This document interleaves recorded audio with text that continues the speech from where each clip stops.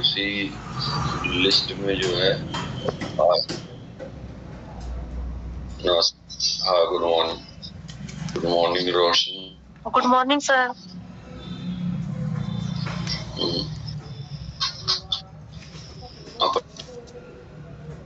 ने जो है वो माइक्रो न्यूट्रिएंट के अंतर्गत प्रोटीन विटामिन की आज लिस्ट बनाना है, जिसमें किस विटामिन क्या कहते हैं इसके बारे में हम बताएंगे। तो पहले अपन विटामिन का परिचय भी दे देते हैं, तो नोट करना चाहेंगे हम बताएंगे, वहां से वो नोट कर सकते हैं। तो विटामिन 65 से कम है, इनकी अल्प मात्रा की आवश्यकता हमेशा बॉडी को रहती है। तो उसमें एक लाइन पर लिख सकते हैं कि विटामिन एक कार्बनिक कंपाउंड है। इट इज ए कार्बनिक कंपाउंड। दो टाइप के कंपाउंड रहते हैं, एक अकार्बनिक और एक कार्बनिक। कार्बनिक कंपाउंड में कार्बन के कण रहते हैं और अकार्बनिक में कार्बन के कण नहीं रहते, परंतु ये कार्बनिक कंपाउंड है, इनकी अल्प मात्रा की आवश्यकता हमेशा बॉडी को रहती है। तो बस इतना वह लिख सकते हैं, विटामिन इज ए कार्बनिक कंपाउंड।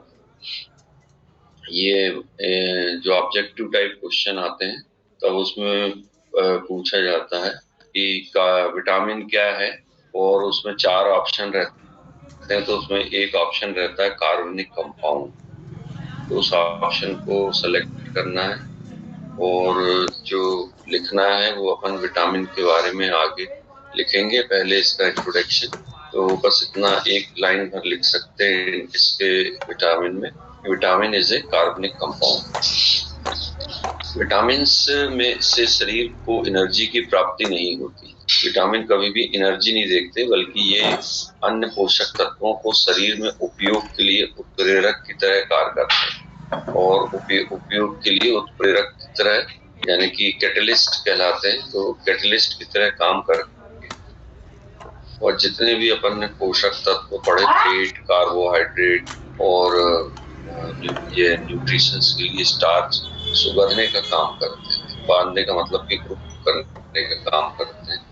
जैसे कि अपन कोई दीवार के लिए गारा बनाते हैं या मिक्स करते हैं, तो उसमें सीमेंट, रेत और गिट्टी वगैरह मिलाई जाती है, परंतु पानी की मात्रा इसलिए मिलाते हैं कि ये आपस में एक दूसरे से अच्छे से मिल सके, तब उसको पानी में मिलाया जाता है। ऐसी विटामिन जो रहते हैं वो एक प्रकार का उत्प्रेरक का काम करते हैं, मिक्स करने का, बाकी इनसे किसी प्रकार की कोई एनर्जी प्राप्त नहीं। इस कारण हमें इसे फूड में डाइट के रूप में लेना होता है। विटामिन की तासीर को देखते हुए इन्हें 2 वर्गों में बांट सकते हैं। तो अगला जो लिखना है वो it is divided into 2 type. पहले अपन ने जो लिखे वो विटामिन इज ए कार्बनिक compound and it is divided into 2 type. ये 2 प्रकार से विभाजित होता है। पहला रहता है फैट सॉल्युबल विटामिन।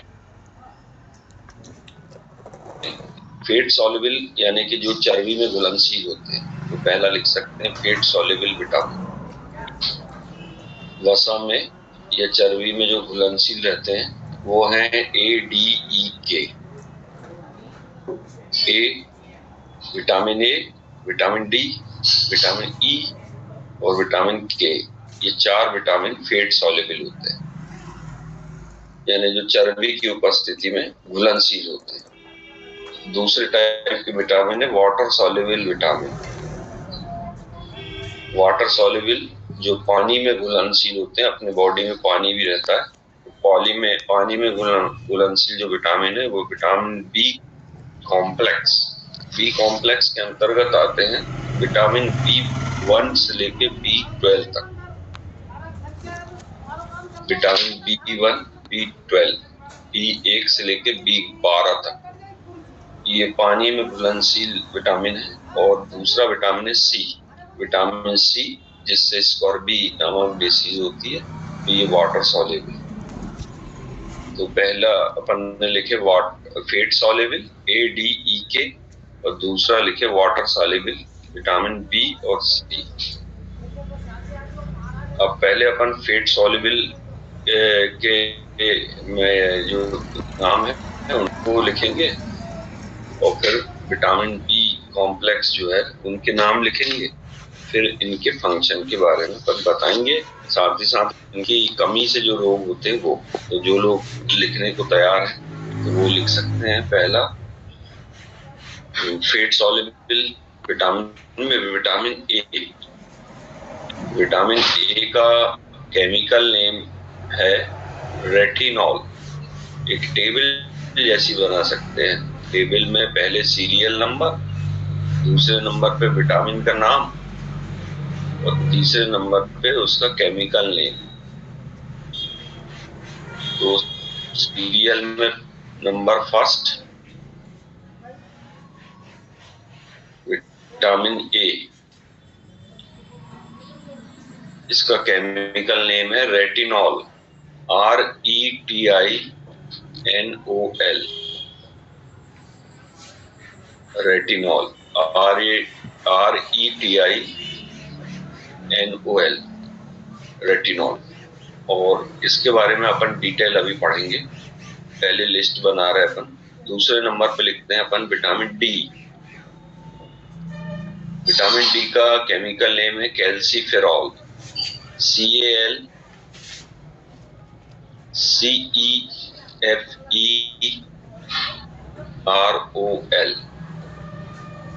कैल्सीफेरॉल। फिर vitamin E,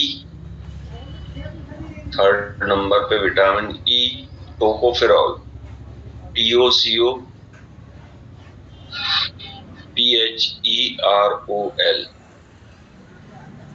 tocopherol, vitamin E. फिर चौथे नंबर पे आता है विटामिन के। विटामिन के का केमिकल नेम है फाइटोनायोडीन, स्पेलिंग PHYTONADIONE,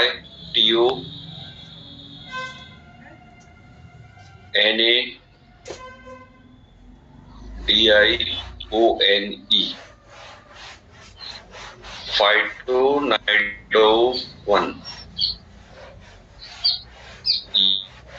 ये विटामिन के।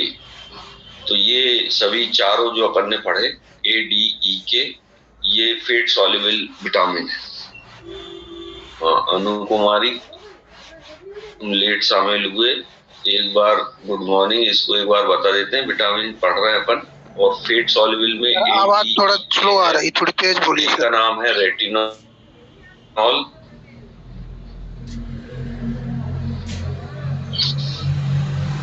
हाँ, तेज बोल रहे। इसमें विटामिन ए का नाम है रेटिनॉल, विटामिन डी का नाम है कैल्सीफेरॉल,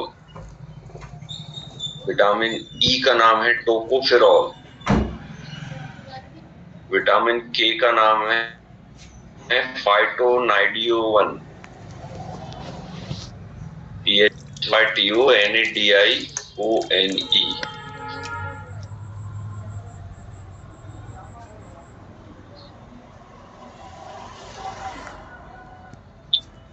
ये फेट सॉल्युबल विटामिन है। अब जो है, रेणु कुशवाहा क्या बोल रही हो? सर रामू कुशवाहा। हाँ, रामू कुशवाहा क्या बोल रहे हैं? सर ये बोल रहे हैं जैसे विटामिन ए का केमिकल नाम लिखवा रहा हूँ, उसके बगल में कमी से रोग भी लिखवा दीजिए, ठीक रहेगा। नहीं, वो अलग से पढ़ाएंगे ना, इनका अलग से पढ़ाएंगे। तुम उसमें चाहो तो अलग से एक कॉलम डाल सकते हो, जब हम पढ़ाएंगे तब उसके सामने लिख सकते हो, डिटेल बताएंगे जब। तो ये विटामिन फेट सॉल्युबल होगा, आएगा वाटर सॉल्युबल विटामिन। तुम हाँ, नाम लिखा है अभी। Vitamin A retinol, vitamin D calciferol, vitamin E tocopherol, vitamin के फाइटोनाइडियोन। तुम लेट शामिल हुए, इसको लिखो। अभी विटामिन बी कॉम्प्लेक्स रह गया है, और एक कॉलम जो बगल में छोड़ सकते हैं, जिसकी कमी से जो बीमारियां हैं, अभी अपन जब इसका डिटेल पढ़ाएंगे तब उसमें नोट कर सकते हैं। फिर आएगा वाटर सॉल्युबल विटामिन, और वाटर सॉल्युबल विटामिन का जो है वो है बी कॉम्प्लेक्स, B1 से लेके B12 तक सबके अलग अलग नाम लिखेंगे, और लास्ट में विटामिन सी। ये 2 विटामिन वाटर सॉल्युबल। तो सीरियल में पहला लिख सकते हैं विटामिन B1। B1 का नाम है chemical name thiamine, THIAMINE,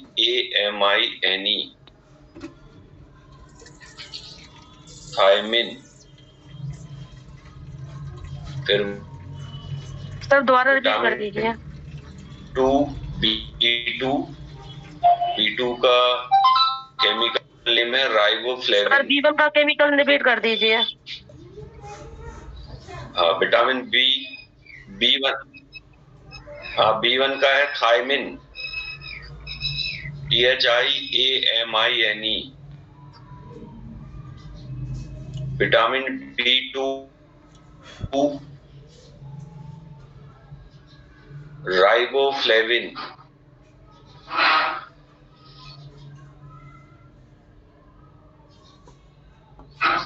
RIBOFLAVIN,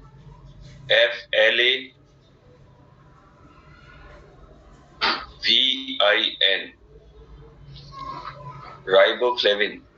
vitamin B3 chemical name है नाइसिन, NIACIN, नाइसिन। नेक्स्ट है विटामिन B4। B4 का केमिकल नेम है adenine, spelling ADENINE, adenine. Vitamin B5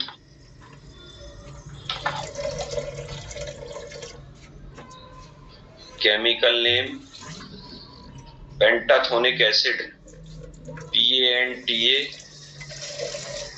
THONIC ACID, pantothenic acid. Sir फिर से repeat कर दीजिए। Vitamin B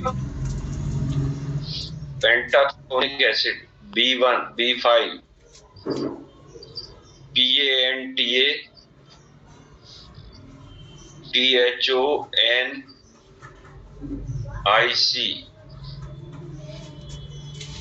acid ACID। Vitamin B5 हो गया pantothenic acid. Vitamin B6 chemical name pyridoxine,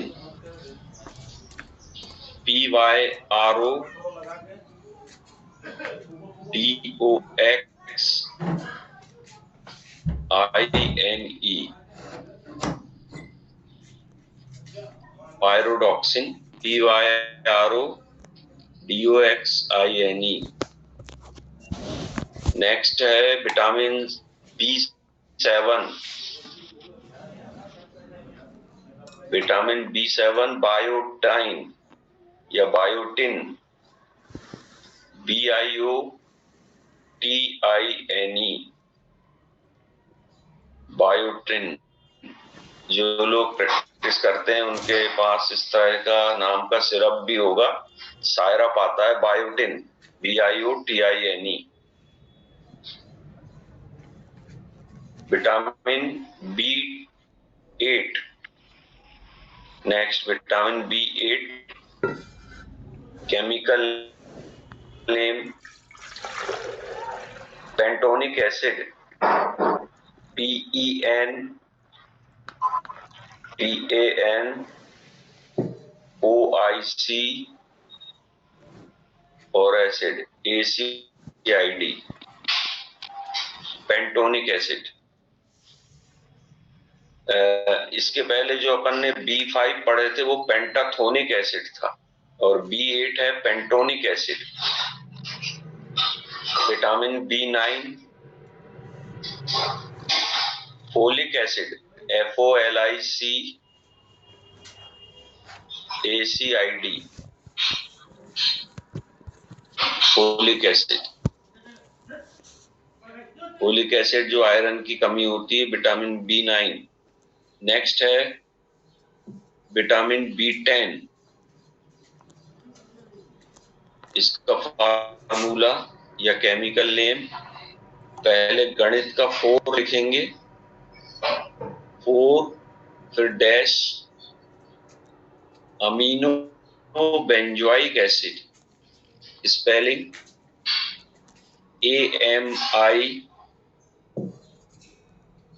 AMINO BENZOIC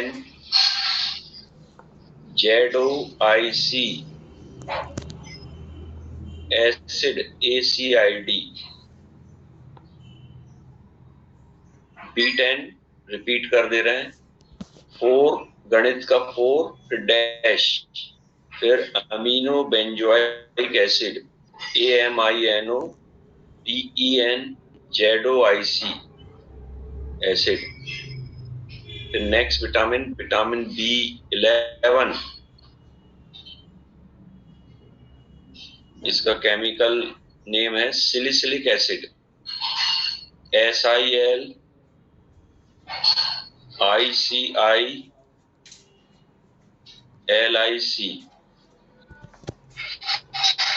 और acid ACID, salicylic acid. और last है vitamin B12, जिसका केमिकल नेम है साइनोकोबाल एमाइन या साइनोकोबाल, हाँ 11 सैलिसिलिक एसिड SILICILIC,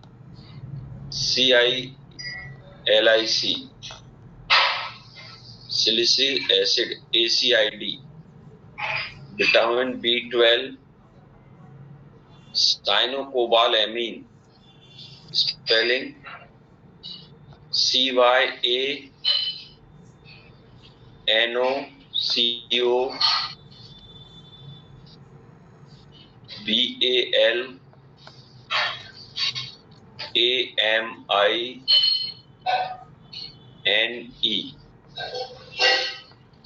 साइनोकोबाल एमाइन। ये विटामिन B से लेके B12 तक, और लास्ट C। विटामिन C भी आता है वाटर सॉल्युबल में, और विटामिन C का केमिकल नेम है ascorbic acid ASCORBIC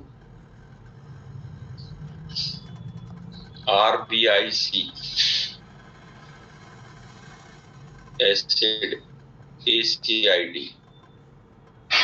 ascorbic acid. अब ये जो अपन ने लिखे हैं उनको एक बार टैली कर लें, और जिनने फिर कुछ नहीं लिख पाए तो वो हमारे को बता दें। पहले फेट सॉल्युबल विटामिन को अपन रिपीट कर रहे हैं, उसको टैली करें। Vitamin A retinol, vitamin D calciferol, vitamin E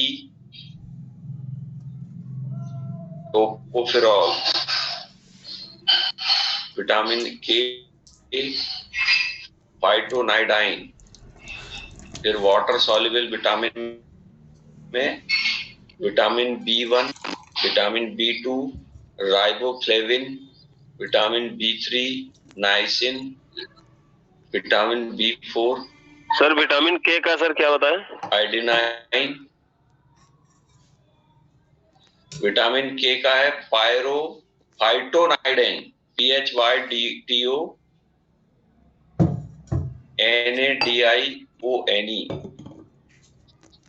फाइटोनाइडाइन। फाइटोनाइडाइन, फायरो कौन सा? फाइटो बोले ना, PHYTO, phyto NADIONE,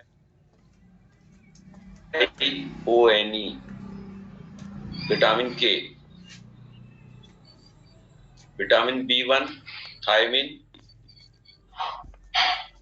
vitamin B2 phyto लिखना है, विटामिन K इंद्रपाल, विटामिन के का है PHYTO, phyto nidine. Vitamin B1 thiamine, vitamin B2 riboflavin, vitamin B3 niacin, vitamin B4 adenine, vitamin B5 pantothenic acid, vitamin B6 pyridoxine, vitamin B8 pantothenic acid, vitamin B9 folic acid, vitamin B10 4- amino benzoic acid, vitamin B11 salicylic acid, vitamin B12 cyanocobalamin और vitamin C ascorbic acid. ये water soluble और fat soluble. अब इस पूरे vitamin की list में कौन सा नहीं लिख पाए हैं तो हमको बता दो, और सभी ने अगर लिखते हैं तो फिर डिटेल करेंगे इसकी। सर विटामिन B5 है। Hello sir, vitamin B5 pantothenic acid है क्या, ये antothenic acid? Pantothenic PAN, P for Poona. जी सर। हाँ, आज तो टीकादार क्या बोल रहे हैं? विटामिन C का केमिकल नेम है ascorbic acid, ASCORBIC, ascorbic acid. हाँ सर, के का कंफ्यूजन है, के का क्लियर अब करेंगे? इनका अपन, हाँ, विटामिन ए है रेटिनॉल, के विटामिन के, RET। के का है phyto, PHYTO, P for Poona, PHYTO NADIONE। अब ये जो फेट सॉल्युबल और वाटर सॉल्युबल विटामिन है, इसमें पेंटोनिक का विटामिन जो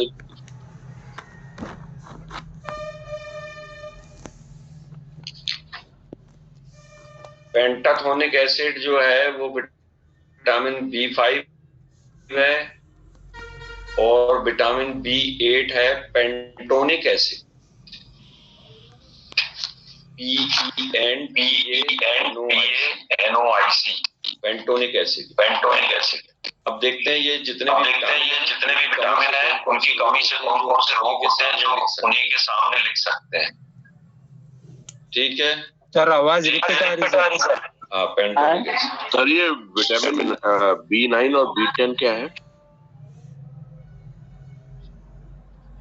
हाँ, रिपीट हो रही है, एक मिनट हम देखते हैं इसमें साउंड क्यों रिपीट। सही आ गया सर, सही आ गई आवाज। लोग का माइक खुले हैं इसके लिए। B9 और B10 एस्कॉर्बिक एसिड है। हाँ,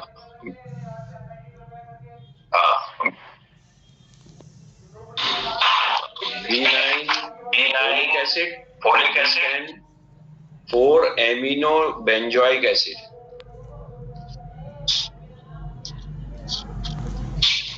और ये रिपीट क्यों हो रही है आवाज?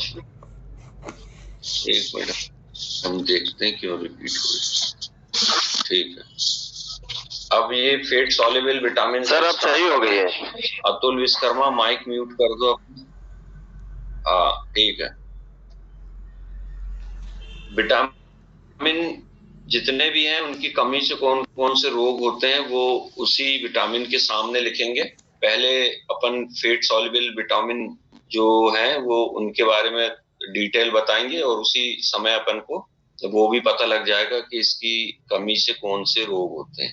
तो विटामिन ए रेटिनॉल, इसमें 1 माइक्रोग्राम रेटिनॉल चाहिए में 1 माइक्रोग्राम इसकी रेटिनोलिक एसिड की मात्रा रहती है और इसका काम क्या रहता है वो अपन देखते हैं।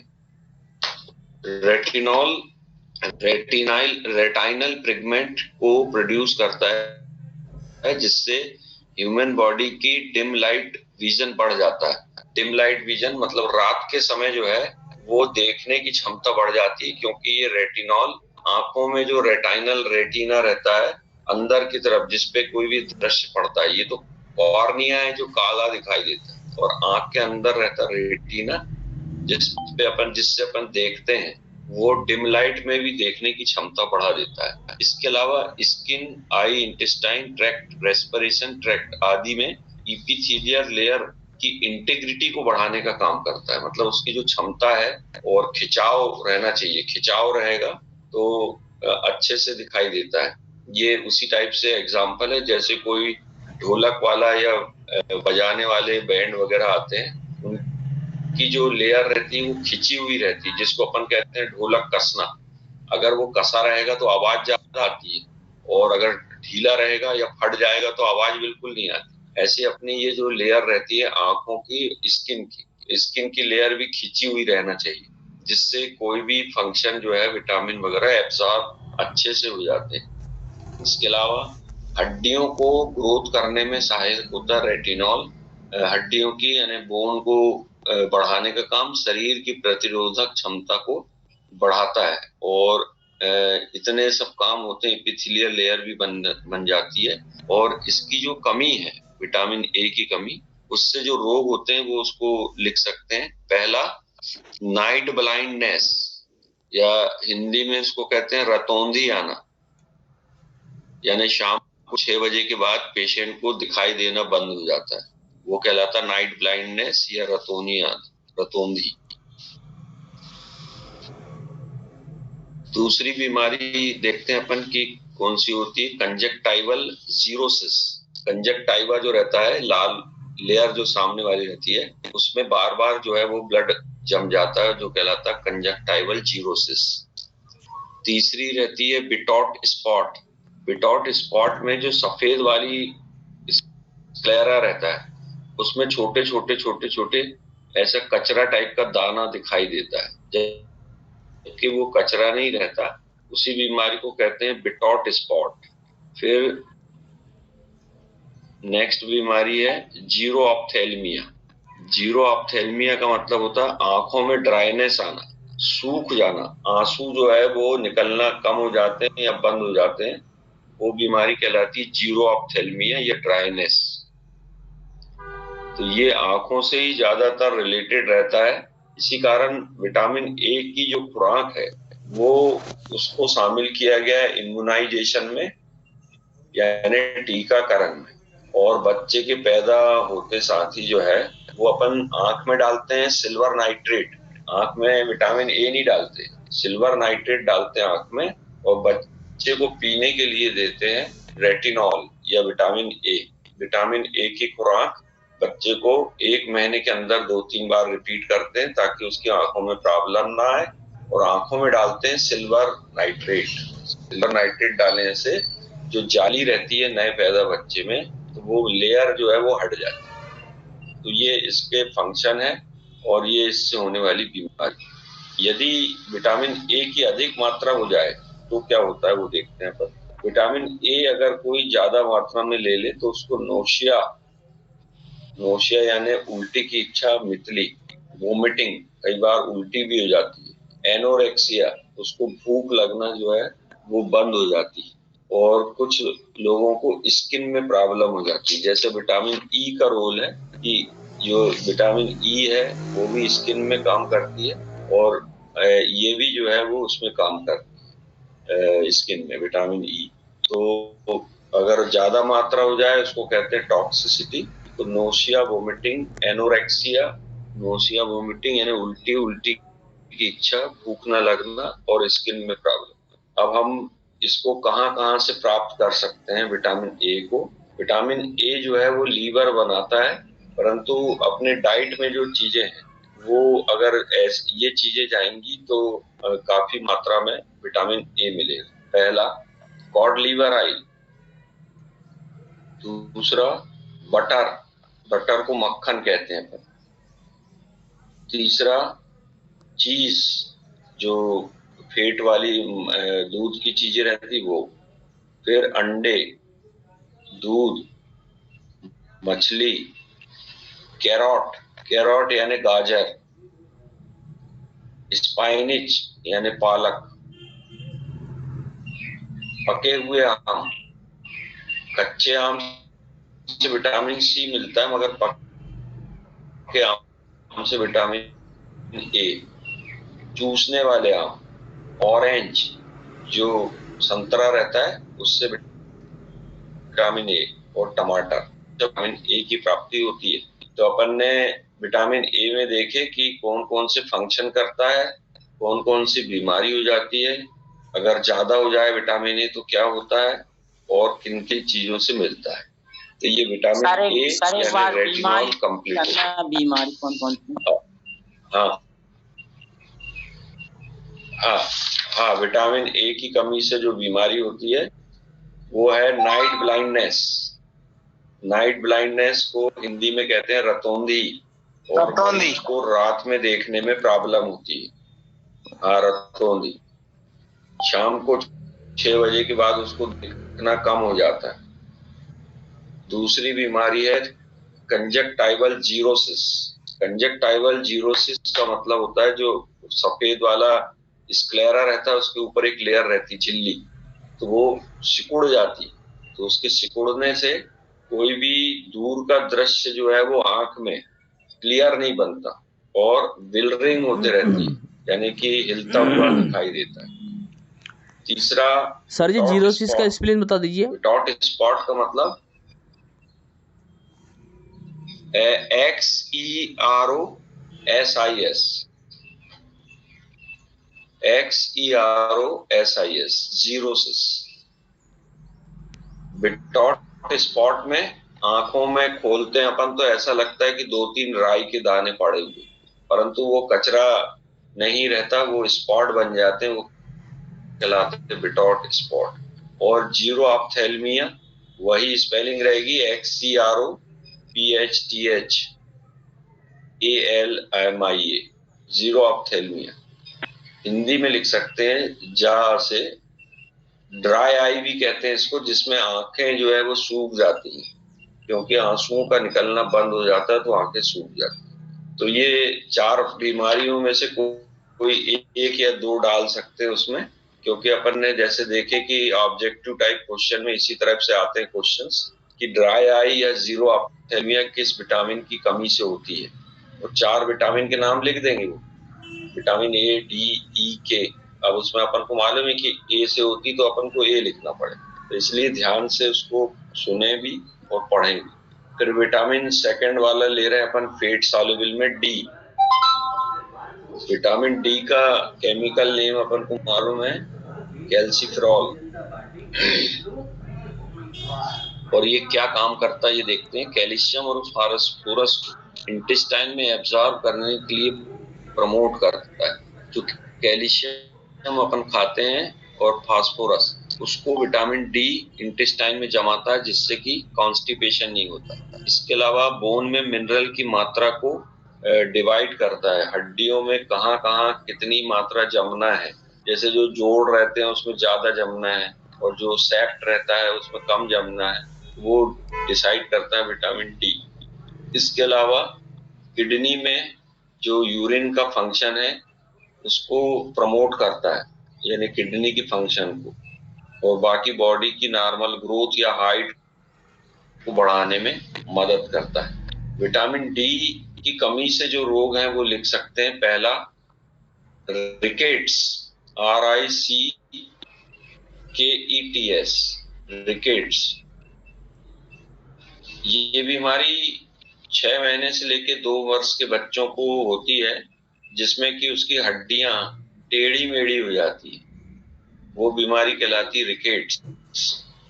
और इसलिए विटामिन डी की मात्रा बच्चे को कैल्सिफेरॉल, एक सिरप आता है कैल्सिफेरॉल, उसको दिया जाता है बच्चों, ताकि वो इस प्रकार की बीमारी से बच सके।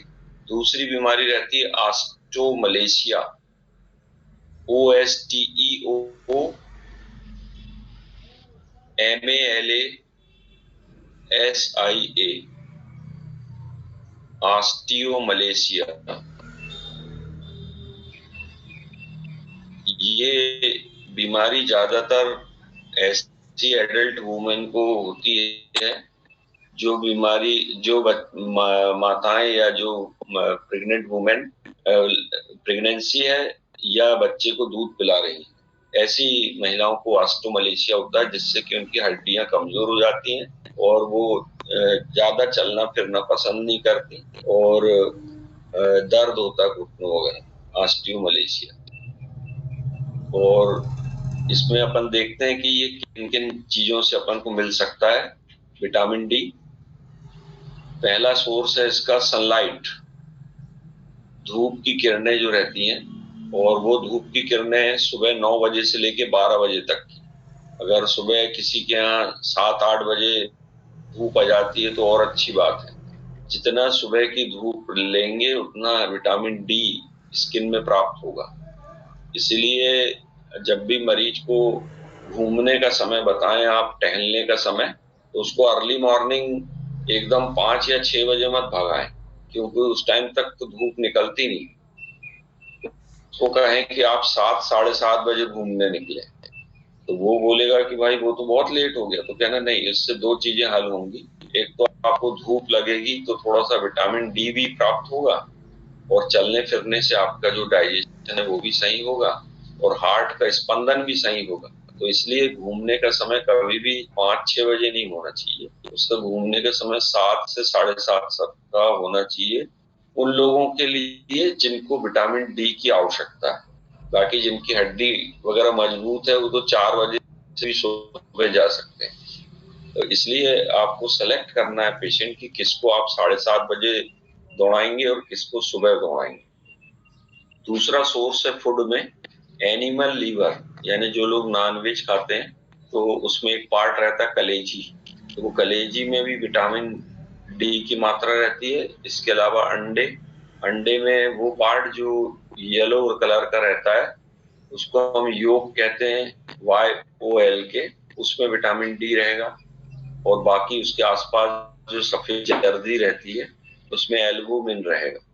तो जिनको किडनी की प्रॉब्लम है वो एल्बुमिन खाएंगे, और जिनको हड्डी की प्रॉब्लम है वो पीला वाला योग खाएंगे। नेक्स्ट है बटर, मक्खन, cheese, fish liver oil. Fish liver oil अलग आता है, कॉड लीवर ऑयल अलग आता है। ये इस तरह के जो कम सोर्स हैं विटामिन डी के।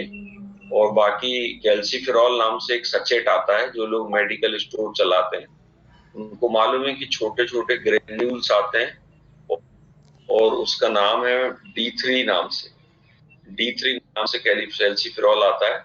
और उसकी डोज, जो लोग डोज भी चाहते हैं लिखना, उसकी डोज रहती है हफ्ते में 1 बार दूध के साथ, और दूध में भी विटामिन डी बहुत मात्रा में रहता है। और जो कैल्सीफेरॉल ग्रेन्यूल्स हैं वो D3 के नाम से आते हैं।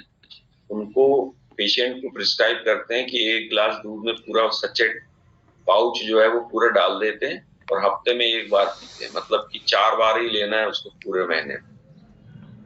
तो ये विटामिन डी लेना होता है। कितने mg का रहता है? अब नेक्स्ट आता है, हाँ सर कैप्सूल भी आता है ना हफ्ते में एक बार? बोलो अंकित। सर कैप्सूल भी होता है ना सर, हफ्ते में एक बार लेना पड़ता है D3? हाँ, वो अलग अलग आता है, कैप्सूल भी आता है, D3 कैप्सूल, इसका सिरप भी आता है, बच्चों के लिए सायरप भी आता है ना, और ग्रेन्यूल्स भी आते हैं, पाउच भी आते हैं। तो वो 60,000 कैप्सूल लेगा तो वो भी अपन 1 बार ही इसको ये वो तो क्या ये नैनो शॉट, आजकल सर नैनो शॉट सारे लगे हैं, छोटी नैनो शॉट सारे लगे हैं छोटी वाली बॉटल में, और ग्रेन्यूल्स आते हैं सर पाउच पे जैसा आप बता रहे थे, और सॉफ्ट जेलेटिन कैप्सूल आते हैं। ये सब में 60,000 इंटरनेशनल यूनिट रहता है सर इसमें, और हफ्ते में 1 बार लेते हैं 3 महीने तक, और उसके बाद फिर 15 दिन में लेते हैं 15 दिन में 1 बार लेते हैं 2 महीने तक, और उसके बाद फिर महीने में 1 बार लेते हैं 2 महीने तक। वो 7 महीने का इसका टोटल कोर्स रहता है। ठीक है। बहुत बहुत धन्यवाद सक्सेना जी जानकारी के लिए। और हमने जैसे पहले भी बताए थे कि जो लोग प्रैक्टिशनर हैं वो हमारे से ज्यादा जानते हैं कि भाई किस तरह से उसको डोज को डिसाइड करना है, तो वो उसका ज्ञान आपके पास है। जो नहीं है वो हम बता रहे हैं, तो उसको आप ले लीजिए। और विटामिन ई, ये तो अपन जो ऑब्जेक्टिव टाइप क्वेश्चन इसलिए तैयार करवा रहे हैं क्योंकि कई बार पेपर हमारे पास ही सेट होने को आता है, तो फिर हम उसको इस तरह से सेट करते हैं कि जो हमने पढ़ाए हैं हम उन्हीं को ज्यादा मात्रा में एग्जाम में क्वेश्चन देते हैं। इसी कारण thank you so much sir, thank you sir. करते हैं कि अटेंड करें। जानकारी होता तो सर आप पढ़ते थोड़ा ना सर। सर हमें इतना नहीं ऐसी बात नहीं है, ठीक है, वो तो पढ़ाई करना है। देखिए ऐसा है कि जो ज्ञान हम प्रोफेसर हैं तो हम जो डिटेल रूप से बता सकते हैं, हो सकता है कि काफी लोगों को मालूम रहता है, नहीं मालूम रहता है। अपन क्या है कि एक व्यक्ति के लिए तो क्लास चला नहीं रहा है, इसमें बहुत सारे लोग, कम से कम 50-60 ऐसे लोग हैं जिनको इन सब चीजों का नॉलेज नहीं है, तो उनके लिए भी चला रहे हैं। जिनके पास है और जो बताना चाहते हैं तो बहुत अच्छी बात है, जैसे अभी सक्सेना जी ने बताया। अब अपन सर मुझे तो केवल एक विटामिन D3 के बारे में पता था, बाकी किसी के बारे में तो सर आपसे ही सब पढ़ रहे हैं, हमें कुछ नहीं पता सर, आप ही से तो पढ़ रहे हैं। हाँ चलिए कोई बात नहीं। और जो इस बारे में बता सकते हैं तो वो अपन जब लास्ट में 5-7 मिनट बचते हैं तो उसके बारे में बता सकते हैं। विटामिन ई लेते हैं अपन, और ई का जो केमिकल नेम है टोकोफेरॉल। और बायोलॉजिकली विटामिन ई का बॉडी में इफेक्ट जो है वो हमेशा डाउटफुल रहता है। डाउटफुल इफेक्ट का मतलब ये है कि कितना काम करता है, किंतु इसका मुख्य इफेक्ट स्किन के नीचे जो एपिथेलियल लेयर रहती है वो उसमें शाइनिंग बनाए रखता है। शाइनिंग यानी जो चमक रहती है स्किन में। कुछ लोगों को देखे होंगे कि काफी स्किन उसकी चमकती है फीमेल के केस में, तो वो विटामिन ई तो लेती हैं। और विटामिन ई के जो कैप्सूल आते हैं ग्रीन कलर के, उसमें से स्क्वीज करके निकाल के और उसको चेहरे पे लगाते भी हैं। इसका विटामिन ई के कैप्सूल का इस्तेमाल ब्यूटी पार्लर वाले लोग जो है बहुत ज्यादा करते हैं, टोकोफेरॉल। और इसमें अपन जो विटामिन ई की कमी से रोग देखते हैं, तो जो लिस्ट है अपन ने जो अपन बताया तो उसके आगे लिख सकते हैं। विटामिन ई की कमी से होती है स्किन डिसीज। स्किन बीमारी में कोई भी हो सकती है, मगर ड्राइनेस ऑफ स्किन सबसे ज्यादा होती है। और ठंड के दिनों में इसलिए वैसलीन, बोरोप्लस या दूसरे इंस्ट्रूमेंट जो भी अपने कॉस्मेटिक आते हैं अपन उनका उपयोग करते हैं। तो उसका कारण ही ये रहता है कि ड्राइनेस आती है।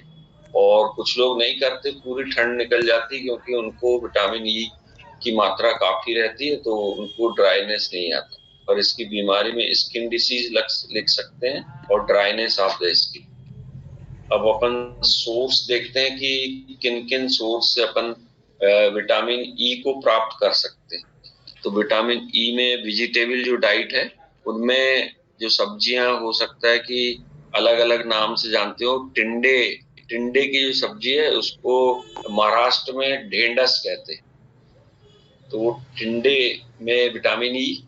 इसके बाद बीन फल्ली जो आती है उसको फर्रास बोलते हैं कुछ लोग, वो ले सकते हैं। शिमला मिर्च में विटामिन ई की मात्रा। और पोपट जो है वो सेम जो आती है, सेम फल्ली को बल्लोर बोलते हैं मालवा साइड। और अपन अगर इसका केमिकल या मेडिकल बॉटनिकल नेम ले सेम का, तो वो है डॉलिकस लैबलेब। डॉलिकस लैबलेब बॉटनिकल नेम है सेम फल्ली का। और सेम फल्ली की ही एक वैरायटी आती है पोपट, जिसके फल्ली में फल्ली खाने योग्य नहीं रहती, परंतु उसके जो दाने रहते हैं बहुत बड़े बड़े, वो पोपट के दाने में विटामिन ई की मात्रा काफी ज्यादा रहती है, तो वो लेते हैं विटामिन। और सेम फल्ली में भी, फर्रास में भी, टिंडे में, इनमें सब में रहते हैं। सेकेंड सोर्स है इसका कॉटन सीड ऑयल भी निकलता है, जिसको अपन कपास का तेल बोलते हैं। कपास के तेल में या कपास के बीज में विटामिन ई की मात्रा काफी मात्रा में रहती है। कपास के बीज खाते हैं या नहीं खाते उसका हमको आइडिया नहीं है, पर ये मालूम है कि कॉटन सीड ऑयल लगाने के काम आता है। नेक्स्ट है सनफ्लावर सीड, जो सूर्यमुखी का बीज है और तेल है, इसमें भी विटामिन ई की मात्रा काफी मात्रा में रहती है, सनफ्लावर सीड। फिर बटर और दूध से बने पदार्थ, अंडे का योग, और बटर को कुछ लोग मसाज के रूप में भी इस्तेमाल करते हैं क्योंकि उसमें विटामिन ई रहता है। और टैबलेट में बहुत सारी आप लोग जानते होंगे, मगर जो हम जानते हैं वो है EVION, EVION। EVION tablet patient को अपन इस्तेमाल करने के लिए देते हैं कि रोज एक टैबलेट खाए वो, अगर उसको विटामिन ई की कमी हो रही है ऐसा लग रहा है तो सर जी EVION बटर के पहले क्या बताया? EVION का जो बटर के पहले अपन ने बताया sunflower oil, sunflower oil, EVION तो सूर्यमुखी का तेल भी रहता है, सूर्यमुखी का,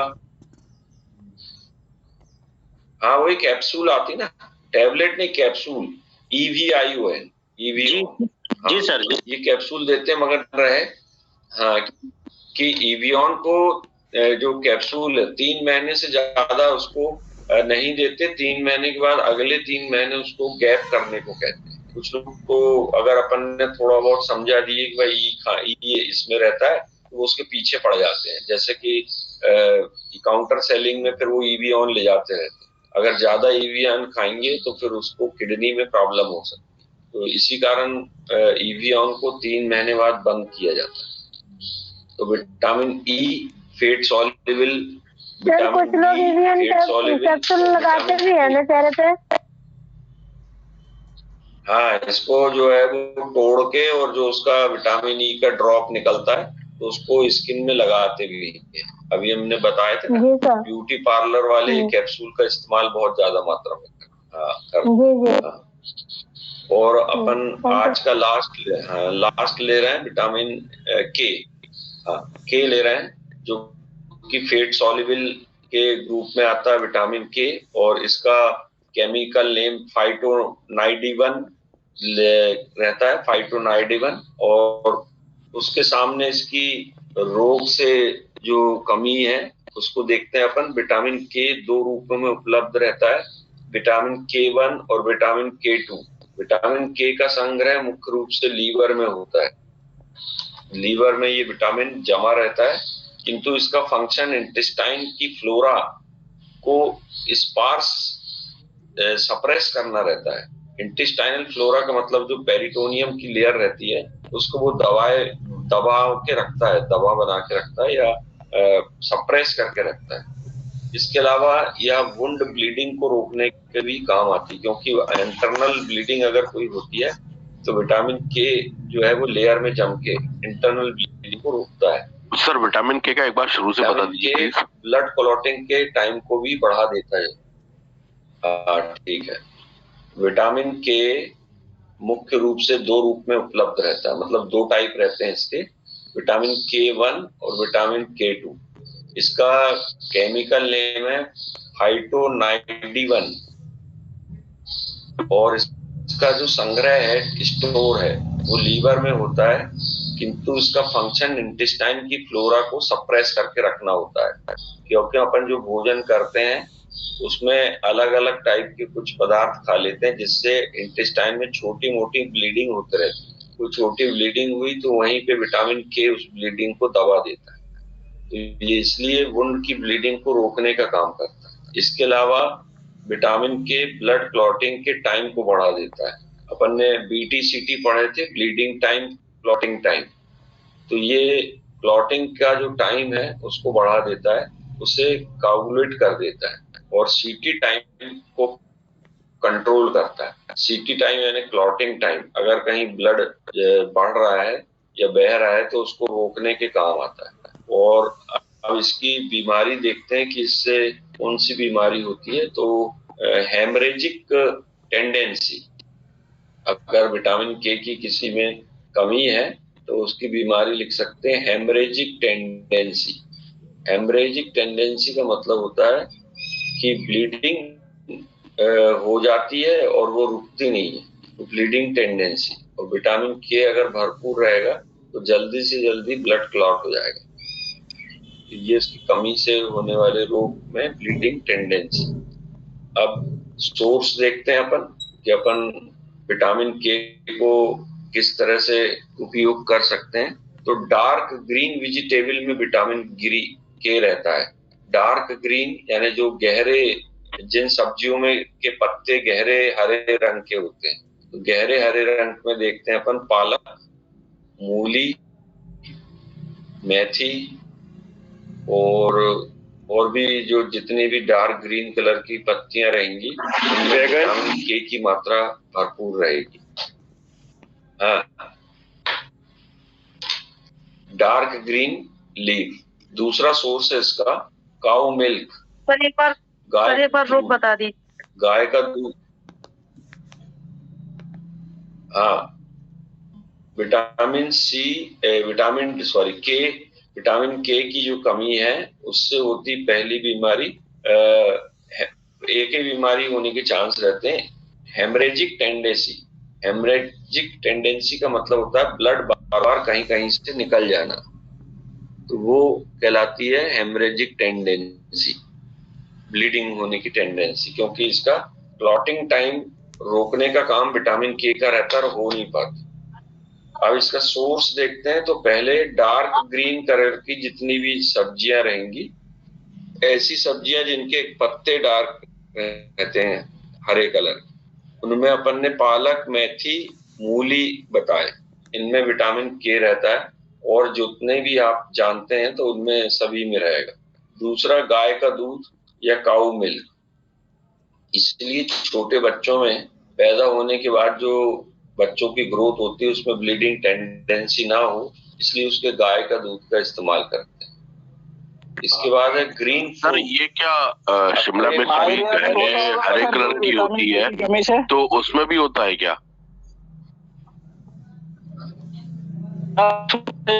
सर जैसे शिमला मिर्च गहरे हरे कलर की होती है, तो उसमें भी होता है क्या?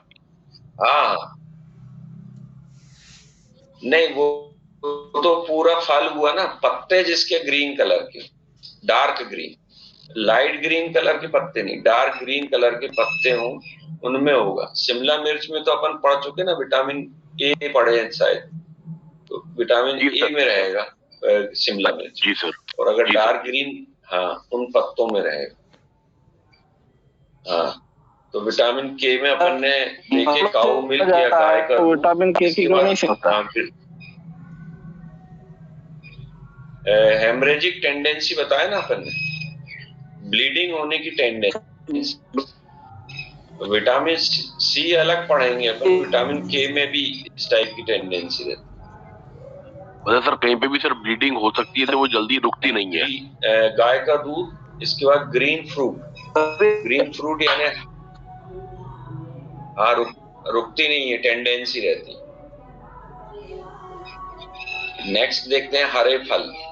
ऐसे फल जो ग्रीन कलर के रहते हैं उनमें विटामिन के रहता है। तो ग्रीन कलर के फल में अपन देखते हैं ये रहता है नाशपाती और तरबूज, और कौन से रहेंगे फल, सीताफल, ये ग्रीन कलर के जो फल रहेंगे, या कच्चे आम, इनमें जो है वो विटामिन के की मात्रा रहेगी। और सर बेर रहता है, और बहुत से फल जो ग्रीन कलर की जिनकी रहेगी। बेर लाल हो जाती है, कच्ची बेर में रहेगी, पर यदि मान लो बेर लाल हो गई तो हाँ, बेर कच्ची वाली बेर में रहेगा विटामिन के, पर यदि वो पक जाती है तो उसमें फिर फाइबर हो जाते हैं। और मदर मिल्क, जो मदर मिल्क बच्चा पीता है, उनमें जो है वो विटामिन के की मात्रा रहती है। इसी कारण अपन बच्चे को सलाह देते हैं, मदर को, कि बच्चे को कम से कम 3 साल तक मिल्क पिलाए, नहीं तो 1 साल तक कंपलसरी। ठीक है, तो इस तरह से जो क्या विटामिन सर खीरा रहता था, क्या खीरे में भी होता है वो एडी? हाँ, हाँ बिल्कुल, जो हरे कलर का रहेगा खीरा उसमें भी होगा। तो हरे कलर के जितने भी जैसे लौकी वगैरह भी है, पर लौकी लाइट ग्रीन होती है, डार्क ग्रीन जितने भी करेले में भी होगा ना, ये मात्रा पाई जाएगी। करेला सब्जी है, अपन फल की बात कर रहे हैं, ठीक है। जो फल रहेंगे वो, ये ककड़ी को फल माना गया अपन गणेश जी, और इसमें हरा आम में होगा सर। तो इस हाँ, कच्चे आम में विटामिन सी रहेगा, विटामिन सी रहेगा उसमें, विटामिन सी। हरी मिर्च है जैसे, तो उसमें विटामिन सी रहेगा। फल की बात कर रहे थे हम, कच्चे फल।